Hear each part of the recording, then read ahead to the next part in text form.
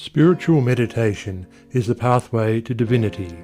It is the mystic ladder which reaches from earth to heaven, from error to truth, from pain to peace. Every saint has climbed it. Every sinner must sooner or later come to it. And every weary pilgrim that turns his back upon self and the world, and sets his face resolutely toward the Father's home, must plant his feet upon its golden rounds. Without its aid you cannot grow into the divine state, the divine likeness, the divine peace, and the fadeless glories and unpolluting joys of truth will remain hidden from you.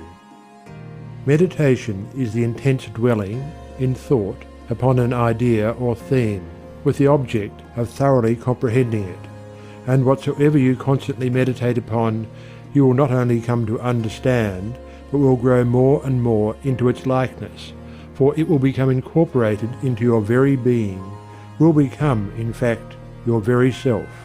If, therefore, you constantly dwell upon that which is selfish and debasing, you will ultimately become selfish and debased. If you ceaselessly think upon that which is pure and unselfish, you will surely become pure and unselfish.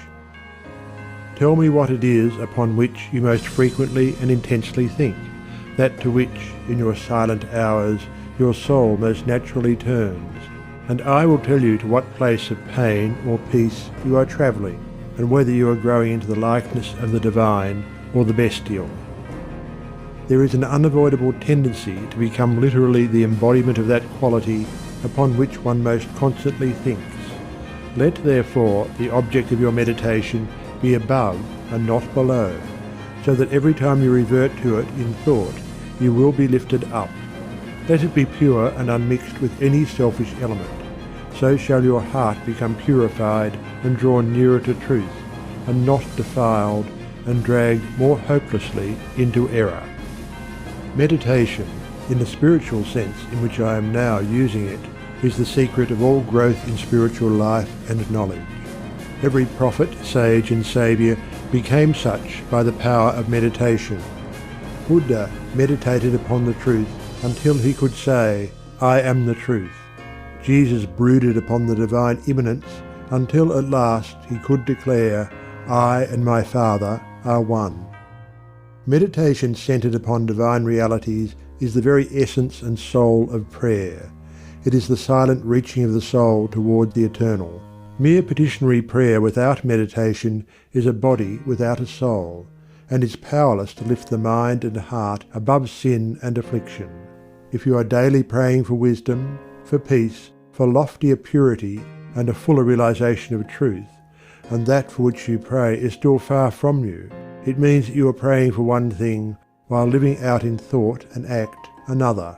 If you will cease from such waywardness, taking your mind off those things the selfish clinging to which debars you from the possession of the stainless realities for which you pray, if you will no longer ask God to grant you that which you do not deserve, or to bestow upon you that love and compassion which you refuse to bestow upon others, but will commence to think and act in the spirit of truth, you will, day by day, be growing into those realities, so that ultimately you will become one with them.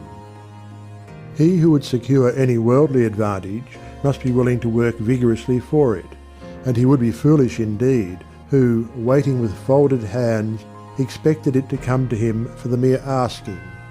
Do not then vainly imagine that you can obtain the heavenly possessions without making an effort. Only when you commence to work earnestly in the kingdom of truth will you be allowed to partake of the bread of life, and when you have, by patient and uncomplaining effort, earned the spiritual wages for which you ask, they will not be withheld from you.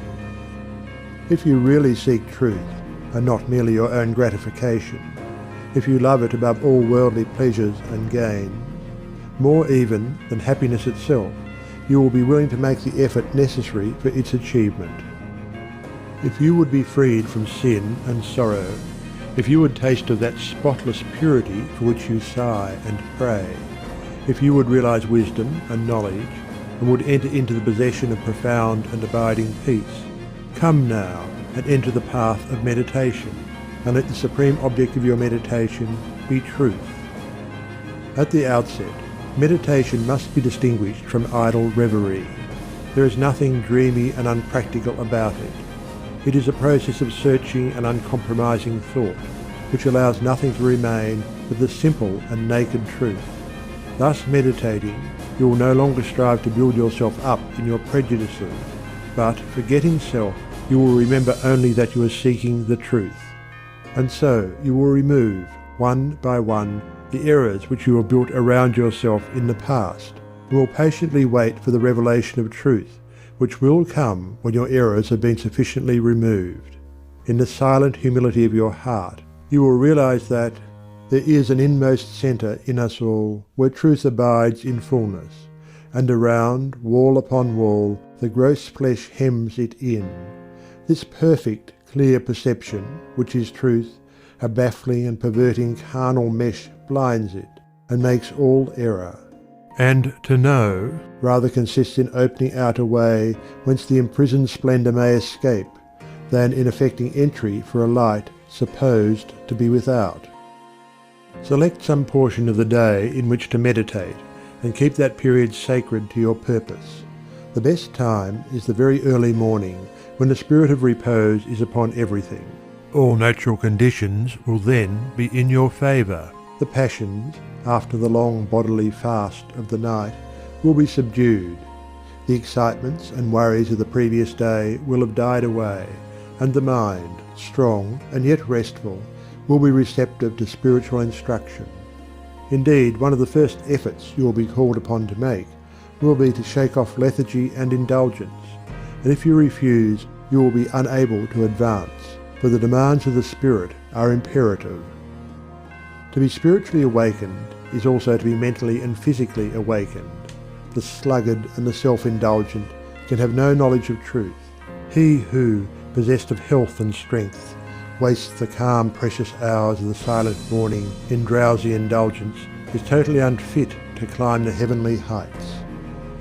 He whose awakening consciousness has become alive to its lofty possibilities, who is beginning to shake off the darkness of ignorance in which the world is enveloped, rises before the stars have ceased their vigil, and, grappling with the darkness within his soul, strives, by holy aspiration, to perceive the light of truth, while the unawakened world dreams on. The heights by great men reached and kept were not attained by sudden flight, but they, while their companions slept, were toiling upward in the night. No saint, no holy man, no teacher of truth ever lived who did not rise early in the morning. Jesus habitually rose early and climbed the solitary mountains to engage in holy communion. Buddha always rose an hour before sunrise and engaged in meditation, and all his disciples were enjoined to do the same.